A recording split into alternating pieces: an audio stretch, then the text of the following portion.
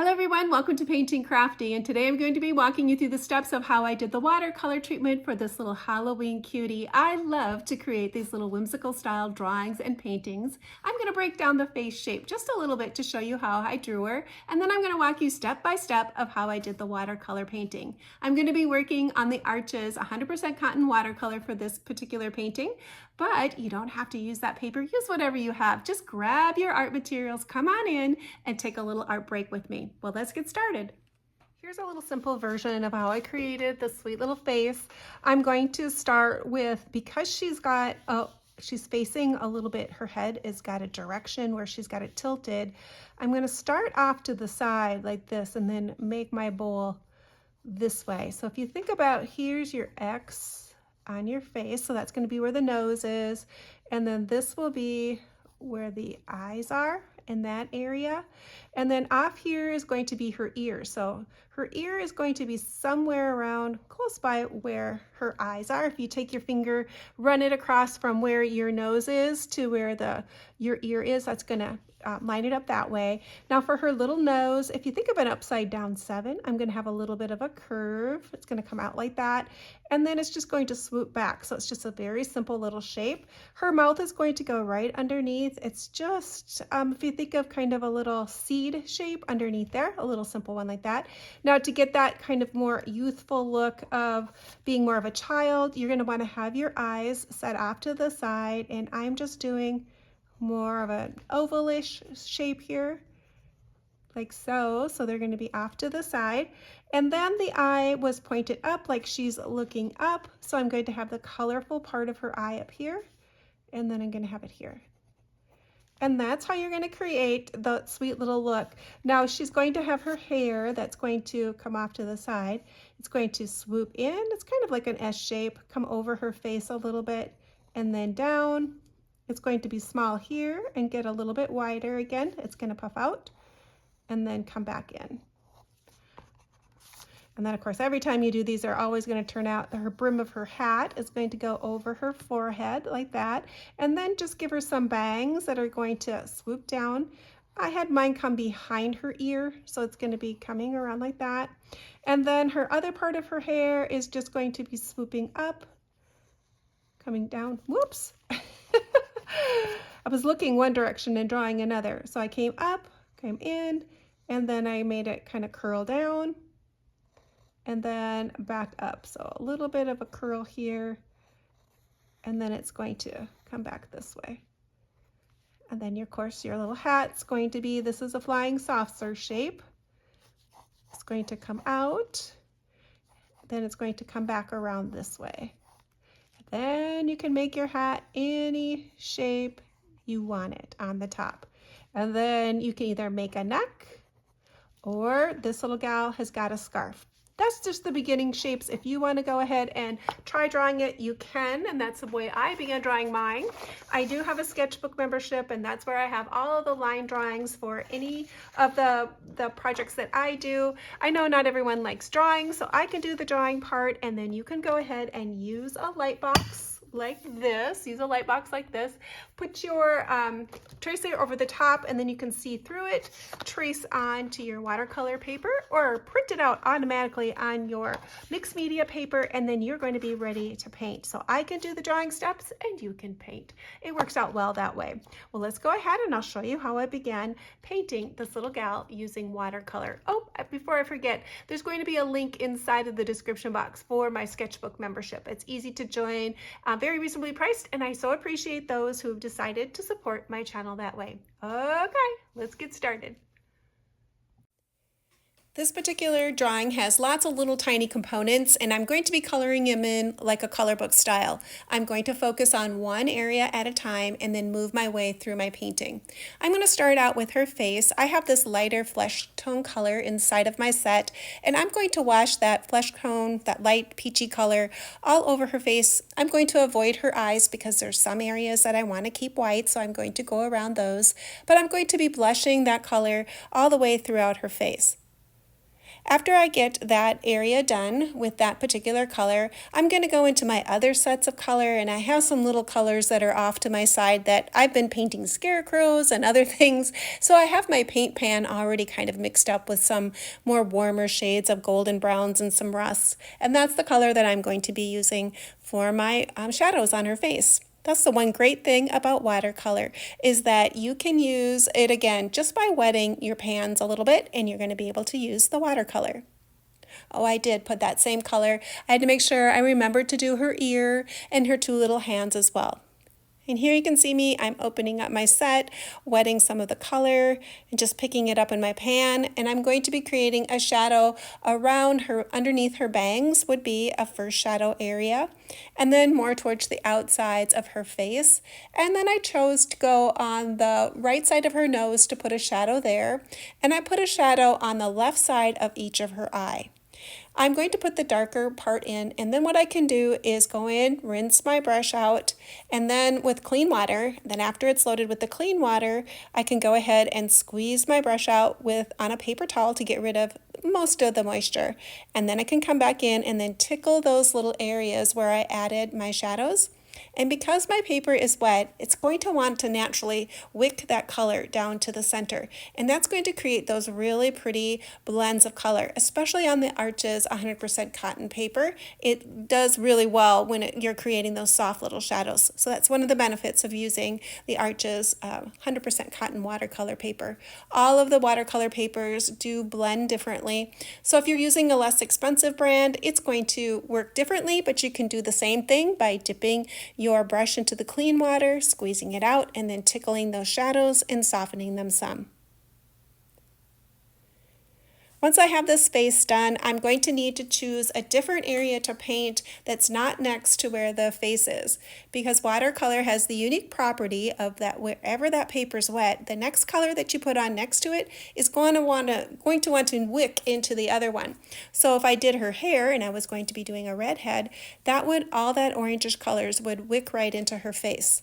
So I need to choose an area, and I'm going to be bumping down and working on her blue jacket next, and I'm going to be putting those colors on the same way that I'm doing her face. I'm going to start with the light version and then add the shadows in, just like I did on her face. So I'm going to go ahead and speed up this video and let you watch while I put those next layers of the coat color on. For the coat color, I'm going to be using the color Payne's Gray, and I'm going to be using that Payne's Gray color on the band of her little hat as well. I'm going to be just painting in these little areas and then keeping in mind where the shadows might be.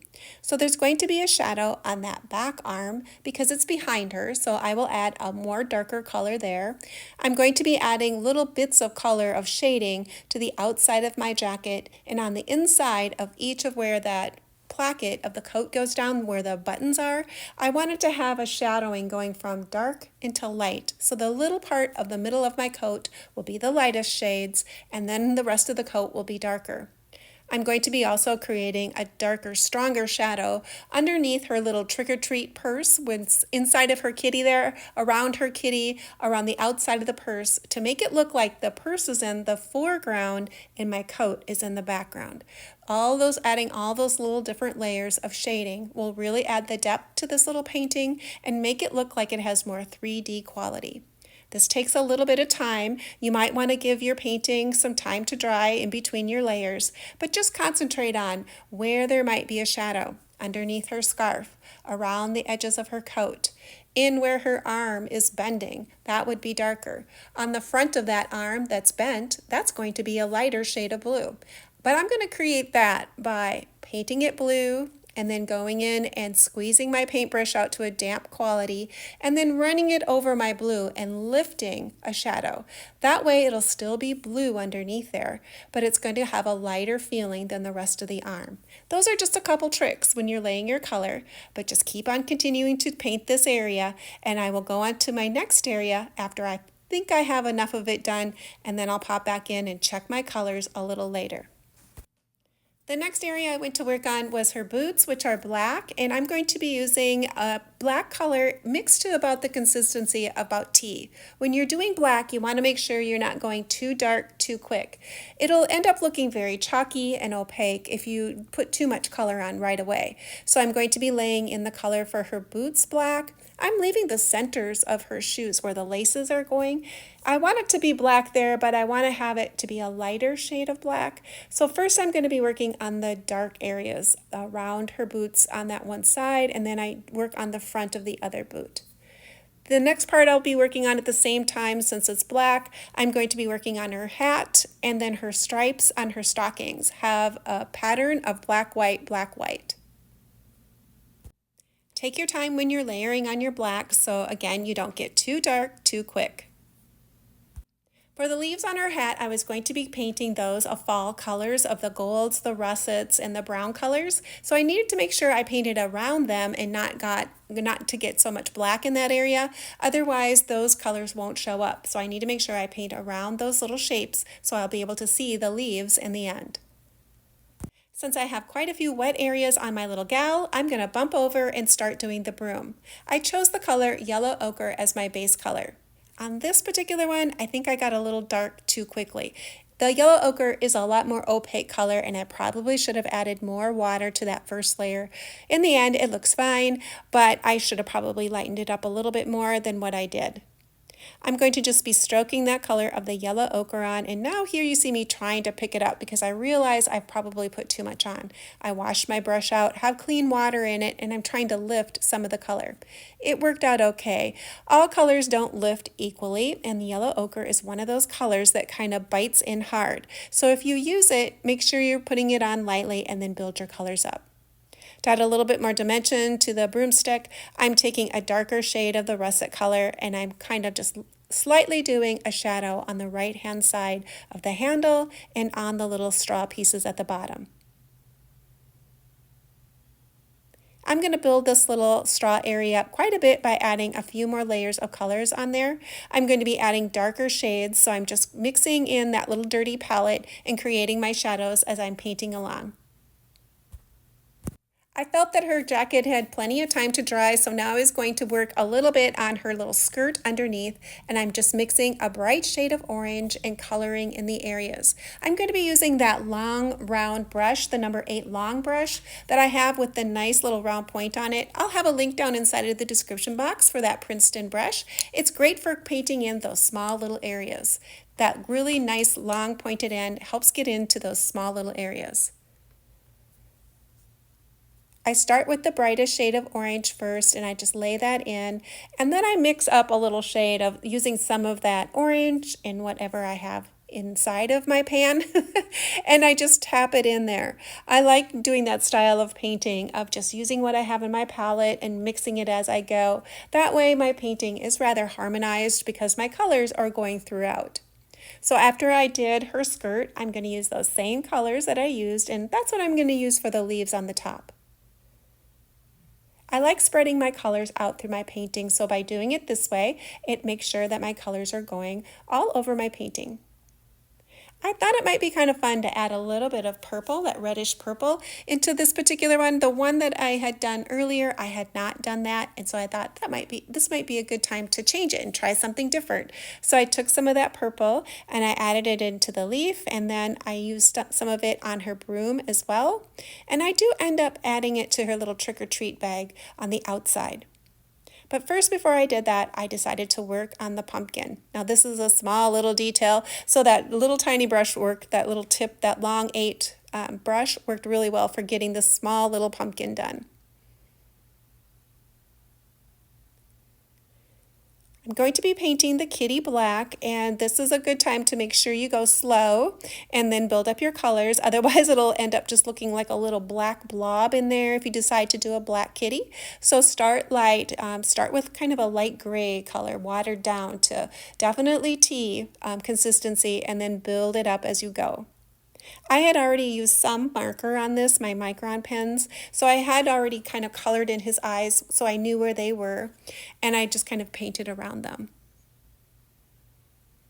So for this little gal, I wanted to add some bright green to it. So the color that I chose was called the Hooker's Green color is what I used. And I painted her little cuffs that green and her scarf that green color too. And while it was still wet, I had already drawn in the polka dots where I wanted them. So I took just the tip of my brush and I dipped it into my Payne's gray color without not a lot of water mixed in with it, and I tapped it into just where those polka dots were, and it kind of just softly blended, and it made a really pretty polka dotted pattern by doing it that way. And here you can see me mixing up a little bit more of that reddish purple and adding it to the flower or the leaf at the top, and then now I'm putting it on her little trick-or-treat bag. Again, this is just about layering. I'm going to put a layer on and then add the shadows as I go.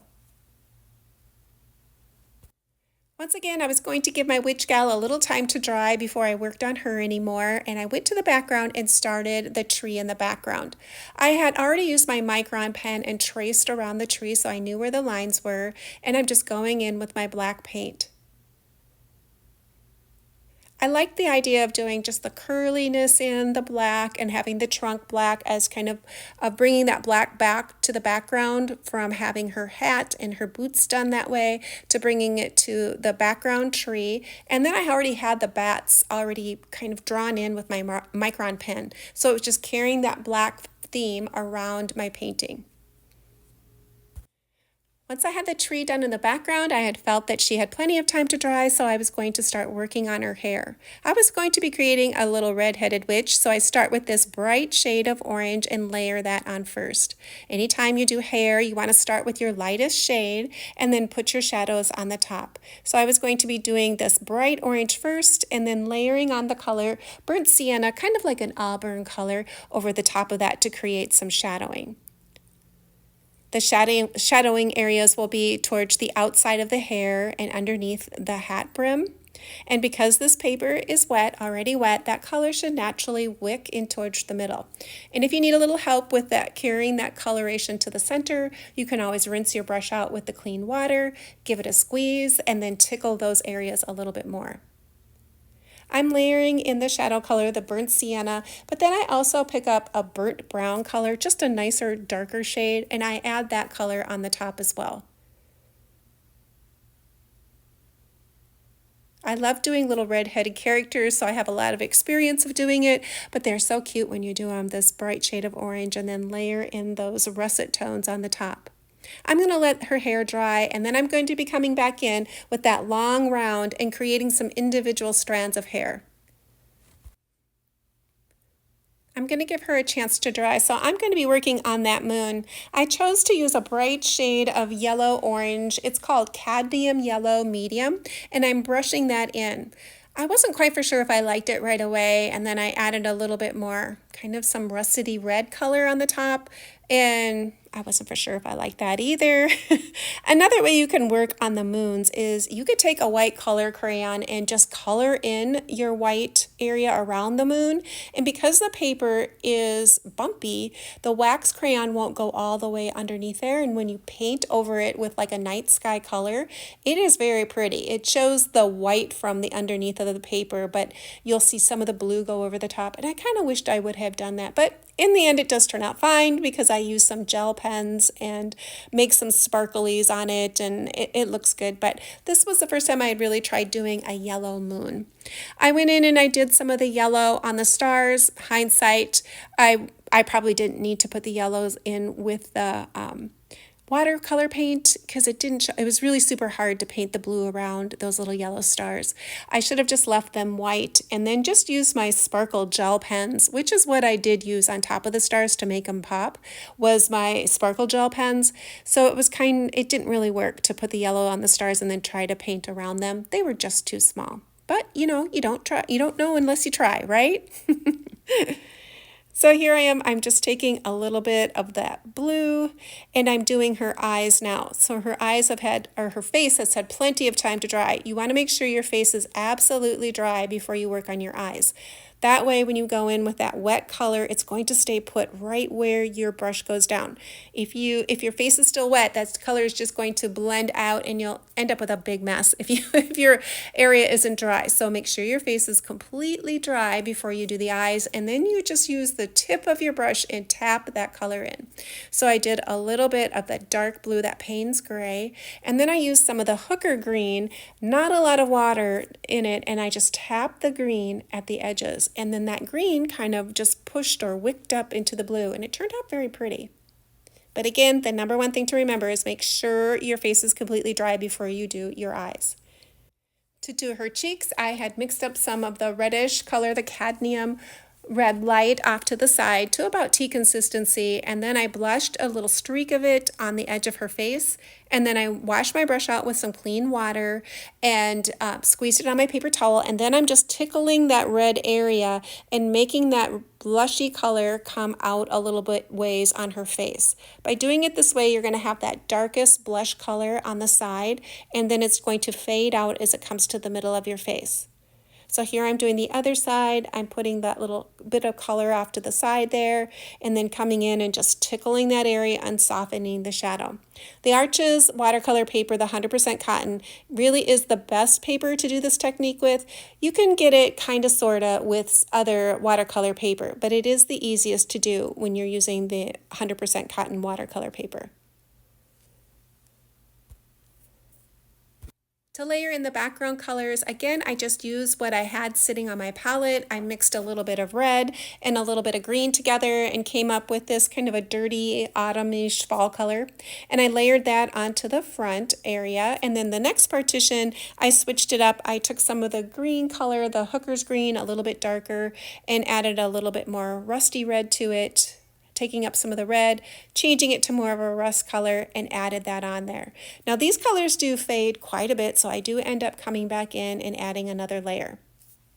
But by having those two shades of color, the lightest one being in the foreground and then getting darker as it goes back, that's going to make it look like your picture has dimension. For the sky, I decided I was going to make it a night sky, so I ended up using the Payne's Gray mixed to about coffee consistency. I also bumped up on the size of my brush to a number 10, and I just scoot right along and filling in my areas, trying not to have obvious dry lines. And that's when I also realized I wasn't going to be able to paint around those small little stars. And in the end, I just used my glitter gel pens to make them look like little glittery stars in the background. The Payne's Gray does fade quite a bit, so I did end up using 2 coats of the blue on my night sky. Once the background had dried, I went back into my moon area and added a little bit more russety colors to the edges.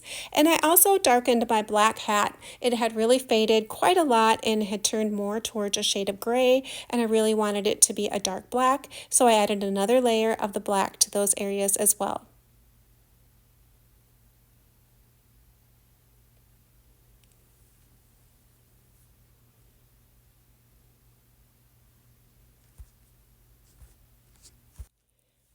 I went ahead and added some heat to my painting to speed up the drying process because I wanted to add some of these gel pens on.